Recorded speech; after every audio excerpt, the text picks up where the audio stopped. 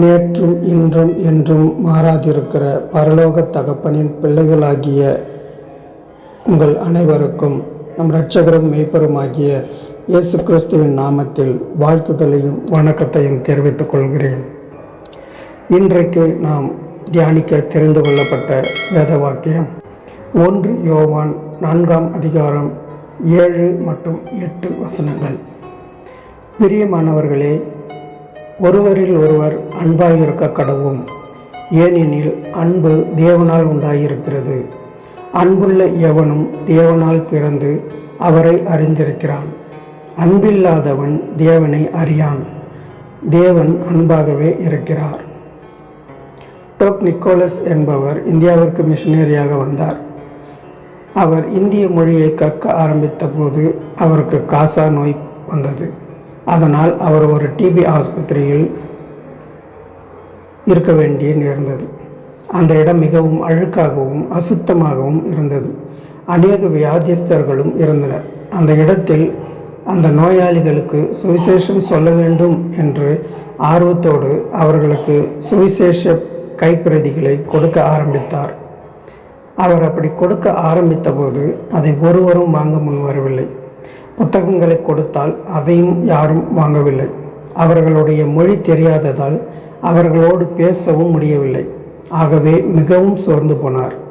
அவருக்கு இருந்த வியாதியினால் அவர் வெளியே செல்லவும் முடியாத நிலை. உள்ளே இருப்பவர்களுக்கும் அவர் பிரயோஜனமற்றவராய் வாழ்நாளை கடக்க வேண்டிய நிலை ஏற்பட்டது.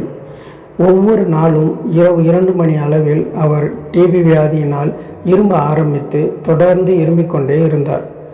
அப்பொழுது அவர் தூரத்தில் ஒரு வயதான மனிதர் தன் படுக்கையில் இருந்து எழுந்திருக்க முயற்சித்து முடியாமல் தவித்து பிறகு தன் படுக்கையில் மீண்டும் விழுந்து அழுதபடியே படுத்து கொண்டிருப்பதை பார்த்தார். அந்த மனிதர் மிகவும் தளர்ந்து பலவீனமாய் இருந்தபடியால் அவரால் எழுந்து பாத்ரூமுக்கு போக முடியவில்லை.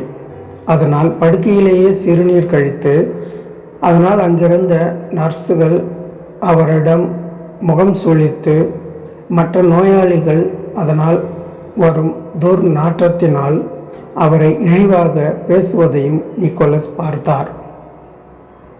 அடுத்த நாள் மீண்டும் அவர் இரவில் இரும ஆரம்பித்த போது அந்த வயதான மனிதர் மீண்டும் எழுந்திருக்க ஆரம்பித்து முடியாமல் தேம்ப ஆரம்பித்தார்.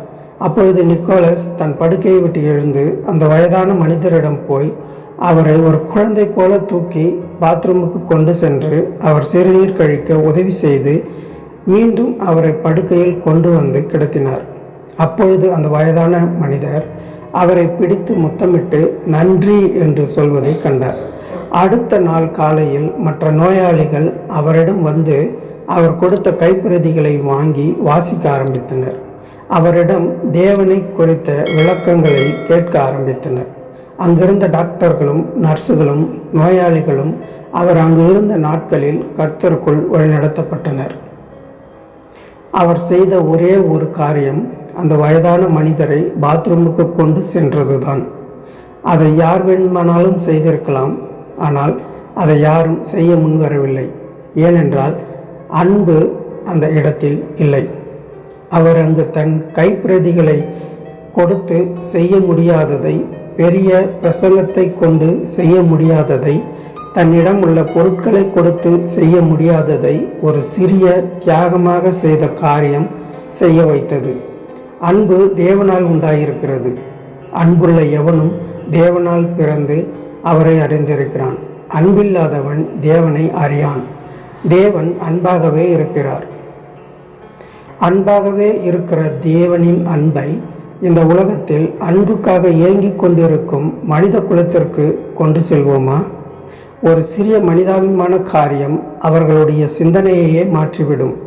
மிகவும் பிரச்சனையில் இருக்கும் ஒருவரிடம் அவருடைய பிரச்சனைகளை கேட்டறிந்து அவரிடம் ஆறுதலாக பேசி நாம் உங்களுக்காக ஜெபிக்கிறேன் என்று கூறும்போது அந்த மனிதர் தன் வாழ்நாளில் நீங்கள் சொன்ன ஆறுதலான வார்த்தைகளை மறக்கவே மாட்டார். ஒரு சிறு அன்பான செய்கை எத்தனை ஆறுதலை கொண்டு வரும் தெரியுமா? கடந்த வாரம் கூட மிகவும் தலைவலியால் துடித்த போது என் மகன் என தலையை அழுத்தி தடவி கொடுத்த போது ஒரு ஏஞ்சல் என் தலையை தடவி கொடுப்பது மாதிரியான உணர்ந்தேன். ஒரு சிறிய மனிதாபிமான காரியம் தேவை உள்ளவர்களை நிச்சயமாக தேவனிடத்திற்கு வழிநடத்தும். தேவனின் அன்பை நாம் மற்றவர்களுக்கு வெளிப்படுத்தும் கருவியாக செயல்படுவோமா? அன்புள்ள எவனும் தேவனால் பிறந்து அவரை அறிந்திருக்கிறான். ஆமென். அல்லேலூயா. நாம் ஜெபிப்போம். எங்களை அதிகமாய் நேசிக்கிற நல்ல தகப்பனே, உம்முடைய பெரிதான அன்பினால் பாவிகளாகிய எங்களையும் ரட்சித்தீரே. உமக்கு ஸ்தோத்திரம். நாங்கள் ஒருவரில் ஒருவர் அன்பாயிருக்க கிருபை செய்தீர். எங்கள் கிரியைகளில் அன்பில்லாத இந்த உலகத்திற்கு அன்பாகிய உம்மை வெளிப்படுத்த எங்கள் ஒவ்வொருவரையும் அன்பால் நிரப்பும். எங்கள் சரீரத்தை சுட்டரிக்க ஒப்பு கொடுத்தாலும் அன்பில்லாவிட்டால் அதனால் பயன் ஒன்றுமில்லை என்பதை உணர்ந்து உம்முடைய அன்பை மற்றவர்களுக்கு வெளிப்படுத்த கிருபை பாராட்டும். எங்கள் இரட்சகரும் மெய்ப்பெருமாகிய இயேசு கிறிஸ்துவின் நாமத்தில் ஜெபிக்கிறோம் ஜீவனுள்ள நல்ல பிதாவே. ஆமேன். ஆமேன். God bless you all.